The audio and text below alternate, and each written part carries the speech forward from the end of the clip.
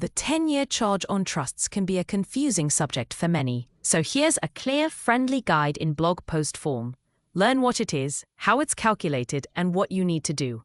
Stay compliant and avoid surprises.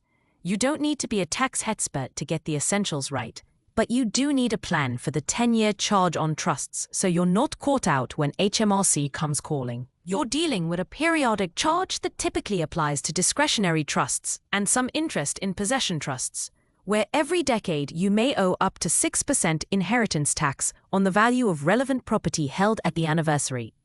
You'll want to mark the calendar from day one, as the first periodic charge lands exactly 10 years after the trust began, and memories fade, trustees change, and assumptions can creep in. Especially the mistaken belief that tax only arises when cash leads the trust. You should expect a calculation that isn't a flat rate, because HMRC uses a notional lifetime transfer model to set the effective rate, taking into account the value at the anniversary, any business or agricultural relief, any previous chargeable transfers by the settlor, reducing the nil rate band, and any additions or distributions. You'll likely find that accurate asset values are non-negotiable, so obtaining up-to-date valuations for investments, property, and cash at the exact anniversary date is essential.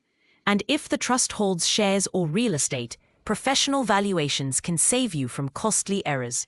Remember, you are responsible for the admin as well as the maths, which means calculating any inheritance tax due, paying it, and filing Form IHT 100D and IHT 100A for gifts and transfers if needed, just before the anniversary.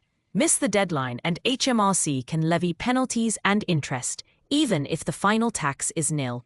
You might decide to get advice if the trust is older, has a complex history, includes property or unlisted shares, or the settlor created multiple settlements, because aligning nil rate bands, tracking historic transfers, and modeling effective rates for the 10-year charge on trusts can be deceptively complex. You can avoid stress by keeping a clear timeline.